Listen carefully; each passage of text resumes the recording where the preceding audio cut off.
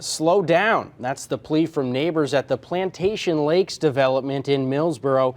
Since May, residents say they've been fighting to lower the speed limit in their area. 7 months later, the speed limit remains at 50. As our Sussex County Bureau Chief Evan Kosloff reports from Chopper 16, neighbors say this could be a matter of life and death. The whole debate is about 15 miles per hour. And if you take a look from Chopper 16, we can try to illustrate what the debate is all about. This is Route 24, and as you leave town, the speed limit is 35 miles per hour and below. But it's right here, just before the development, that it turns up to 50. And that's what neighbors say needs to change. You can still see the skid marks. It was right here a few days after Thanksgiving that a car lost control and crashed by the Plantation Lakes development. The car was coming around that curve, and I guess he missed the curve and overcorrected. Larry Joseph was in the house with his wife when it all happened. He's lost 2 transformers and 8 mailboxes to accidents. As you can see, people come around this curve pretty fast. It just gets worse every year. Joseph is part of a coalition of neighbors that have been fighting for a reduction in speed. It's a safety issue.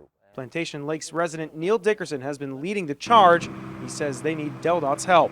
We've been working with DelDOT for about 7 months, and they promised us that they would do a reevaluation of this issue here, and they haven't.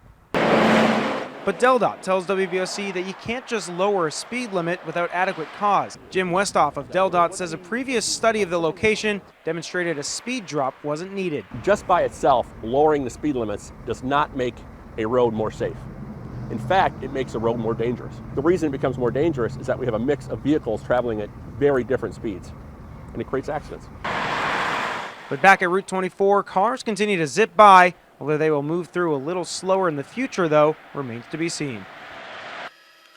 Dickerson tells WBOC that they requested for DelDOT to do a second traffic study to reevaluate. He says as of now, no study has been done. However, Westhoff tells me that they have now committed to a meeting with Dickerson in the new year in order to discuss possible solutions along Route 24. In Chopper 16 over Sussex County, Evan Kosloff, WBOC News in Millsboro.